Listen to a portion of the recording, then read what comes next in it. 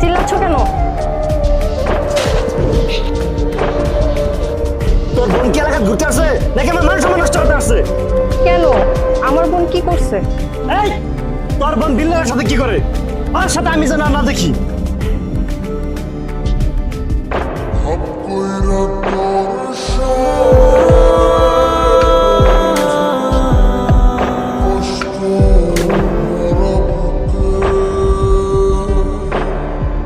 আচ্ছা তাহলে তুমি থাকো, আমি যাই।